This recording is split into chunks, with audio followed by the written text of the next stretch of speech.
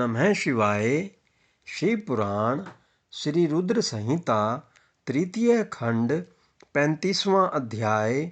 हिमालय का शिवजी के साथ पार्वती के विवाह का निश्चय करना।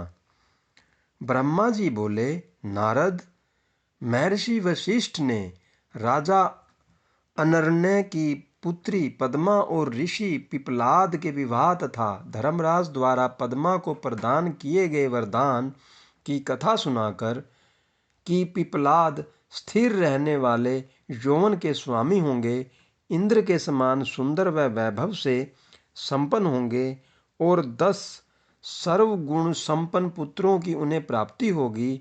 शैलराज हिमालय से कहा कि राजन, मैं आपसे प्रार्थना करता हूँ कि आपके और आपकी पत्नी मैना के मन में जो भी नाराजगी है उसे भूलकर आप अपनी पुत्री पार्वती का विवाह त्रिलोकीनाथ महादेव जी के साथ कर दें।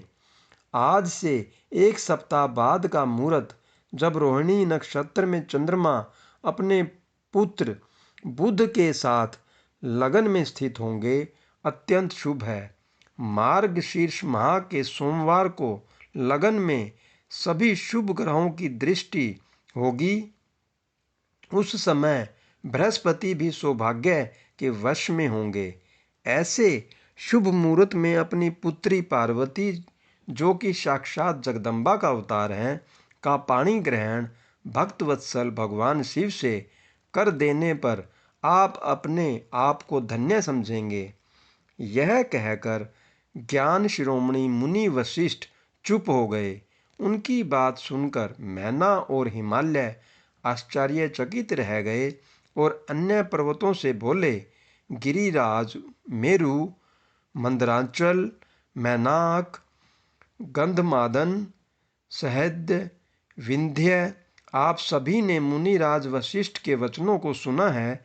कृपया आप सब मुझे यह बताइए कि इन परिस्थितियों में मुझे क्या करना चाहिए। आप सभी इस संबंध में मुझे अपने विचारों से अवगत कराइए। शैलराज हिमालय के कहे इन वचनों को सुनकर सभी पर्वतों ने आपस में विचार विमर्श किया और बोले, हे गिरिराज हिमालय, इस समय ज़्यादा सोच विचार करने से कुछ नहीं होगा। अच्छा यही है कि हम सप्तऋषियों द्वारा कही गई बात को मानकर देवी पार्वती का विवाह शिवजी से करा दें, क्योंकि वास्तव में पार्वती का जन्म ही देवताओं के कार्यों को पूरा करने के लिए हुआ है। अतः हमें शीघ्र ही उनकी अमानत उनके हाथों में सौंपकर अपनी जिम्मेदारियों से मुक्त हो जाना चाहिए। तब सुमेरु तथा अन्य पर्वतों की बात सुनकर हिमालय प्रसन्न हुए और देवी पार्वती भी मन ही मन मुस्कुराने लगी।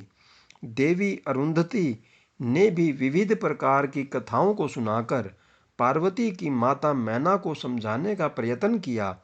मैना जब समझ गई तो बहुत प्रसन्न हुई और उन्होंने सभी को उत्तम भोजन कराया। उनके मन का सारा संदेह और भय दूर हो गया। शैलराज हिमालय ने दोनों हाथ जोड़कर उन सप्तऋषियों से कहा कि आपकी बातों को सुनकर मेरे मन का सारा शक दूर हो गया है।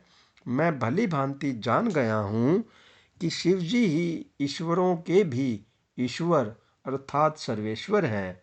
वे इस जगत के कण कण में व्यापक हैं। वे अतुलनीय हैं। इस संसार की हर वस्तु एवं हर प्राणी उन्हीं का है। यह कहकर हिमालय ने अपनी पुत्री पार्वती का हाथ पकड़कर उसे सप्तऋषियों के पास खड़ा कर दिया और बोले कि आज से मेरी पुत्री शिवजी की अमानत है। वे जब चाहें इसे यहाँ से ले जा सकते हैं। ऋषिगण शैलराज की बातें सुनकर प्रसन्न हुए और बोले, भगवान शिवजी आपकी पुत्री को स्वयं मांगकर आपको सौभाग्य प्रदान कर रहे हैं। यह कहकर वे ऋषिगण पार्वती को आशीर्वाद देने लगे और बोले, देवी आपका कल्याण हो तथा आपके गुणों में निरंतर वृद्धि हो। आप शिवजी की अर्धांगिनी बनकर उनका जीवन खुशियों से भर दें। सप्तऋषियों ने सुविचार करके 4 दिनों के बाद का शुभ मुहूर्त विवाह के लिए निकाला। तब शैलराज हिमालय और देवी मैना से आज्ञा लेकर वे सप्तऋषि देवी अरुंधति सहित वहाँ से भगवान शिव के पास चले गए। ओम नमः शिवाय। कृपया लाइक करें, शेयर करें और कमेंट करें। अगर आपको कोई विशेष कथा सुननी हो तो उसके बारे में कृपया कमेंट करें और यह भी बताएं कि आपको यह कथा कैसी लगी, इसके लिए भी कमेंट करें। धन्यवाद। जय श्री राम, जय हनुमान।